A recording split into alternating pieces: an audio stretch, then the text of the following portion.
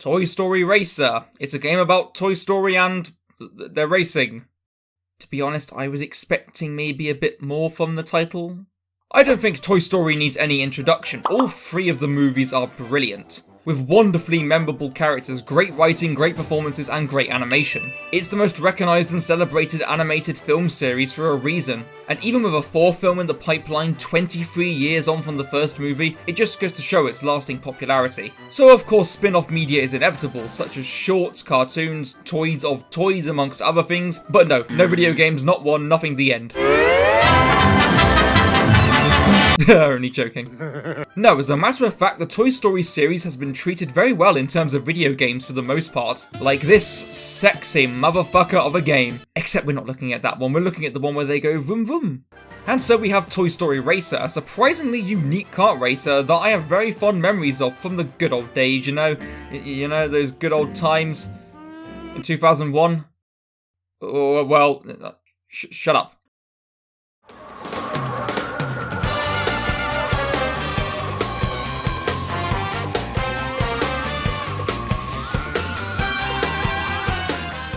Released in 2001, developed by Traveller's Tales and published by Activision, this game actually came out after both Toy Story 1 and 2, and as shown by its characters and environment, it's actually based on the first film rather than the second. So it was released 6 years after the film it was based on, which is unusual for most licensed games, since most of them are made to tie in with the movies with normally very little effort put into them just as a quick cash grab. But thankfully Toy Story Racer feels like anything but.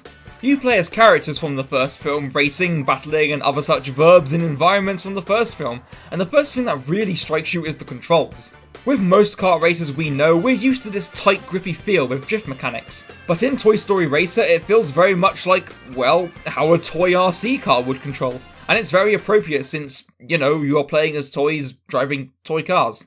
And as a result, the cars handle very loosely and they feel very bouncy and slidey as a result, which may sound terrible, but it's not so harsh on how loose it is. It's very easy to master and makes for some quick and zippy movement. However, every single character controls this way. They all play the same, no differing stats and nothing. So essentially you're just unlocking skins and everyone is just sliding and binkety-bonketing around the place. But the tracks are designed to accommodate for this control style. The tracks and battle arenas in this game aren't designed like traditional kart races, but instead as large normal size areas that are to scale with the toys, making it feel like you're a toy racing around these normal human sized worlds, and they're very nicely detailed to emphasize this. It's awesome. Because of this, the tracks in the arenas are more wide and open so that the more loose control style works perfectly for them, and it allows for multiple routes, shortcuts, and varying levels of scale with some environmental hazards. Littered around these tracks and arenas are power-up boxes. Now, unlike most power-ups in kart races, which are normally very specifically placed and give you a random power-up, but in Toy Story Racer, the boxes pop up and disappear wherever in the track, with 4 different box types, each one containing 2 possible power-ups. The pink boxes will either give you a spinning top or some sheep to leave behind. The yellow boxes will either give you an 8-ball to shoot forward or a ball to send bouncing backwards. The blue boxes will give you a rocket that can shoot directly ahead, or a flying saucer that will just fly around erratically until it hits something. But my favourite, the red boxes, will give you an electric zapper, so when another car comes close enough, their face will appear and you can send 10,000 volts coursing through their skull.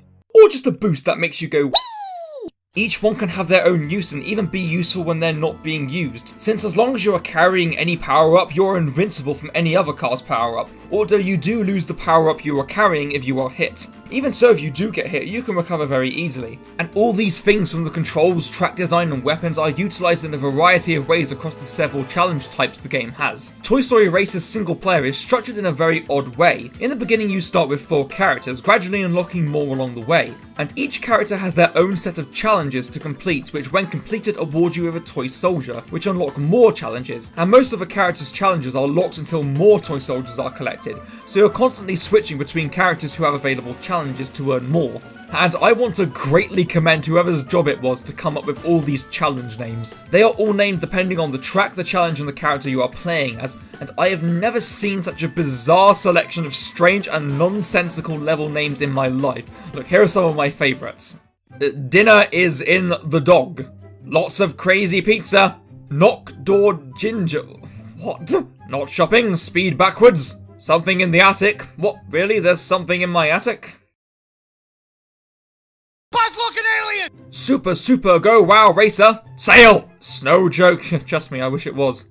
Community Spud. What? This is a challenge about completing a lap in under a time limit. Why is it called Community Spud? Funny what you find in your attic. Yeah, you're telling me. I'm gonna be honest, most of Ham's challenges, I swear, are just sex innuendos.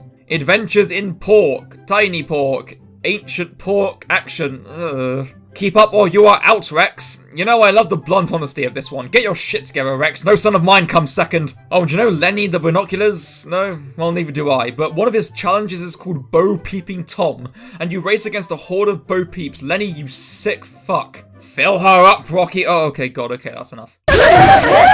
There are several types of challenges in the game in both race and battle arenas. There's your standard race challenge, you know, race, come first and win.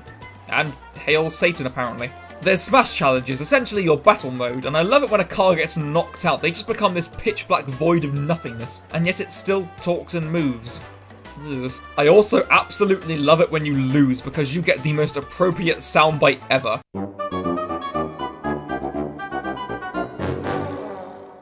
Ugh, isn't that just perfect? Isn't that just what failure sounds like?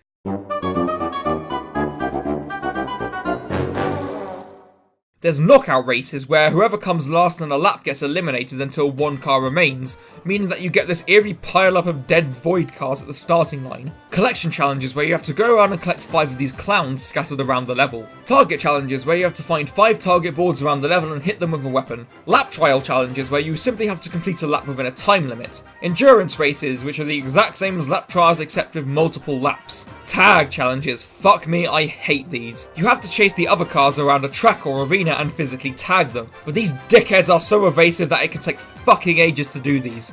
Come on, come here, you prick. Ah, there we go. Survival challenges which require you to come first and not get hit once and under a time limit. And I do love it when you have a challenge where you're against multiple clones of the same character. It feels like some sort of weird fucked up invasion. I mean, look at all these baby faces and Bo Peeps, it's just a little strange. And then there's super survival, much like normal survival, except that not only must you come first, not get hit once within a time limit, but you must also kill every other toy as well, leaving you the grand victorious survivor among the corpses of those you have killed.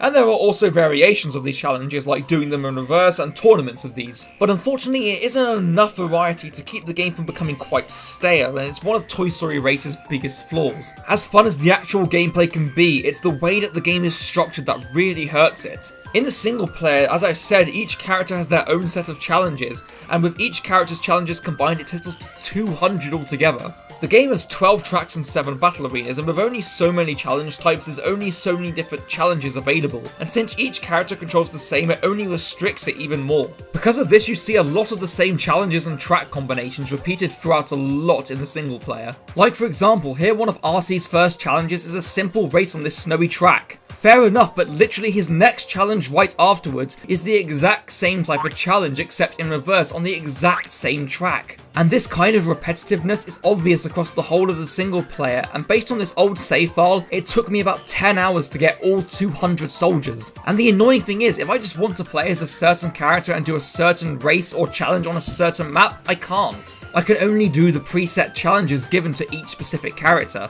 Thankfully in the multiplayer you can choose to do a certain track or smash arena to play, and 2 players is really where this game does become more fun. Hell, even the single player is more fun with 2 people. Most of my fondest memories playing this game are playing and completing the single player with my brother, taking it in turns, cracking jokes and just generally having fun, good times. And despite this big glaring flaw, Toy Story Racer is still a really fun and unique kart racer with good tracks and challenges, unique controls and weapons. It's still really enjoyable, it's just that the format that the fun is structured around really does show.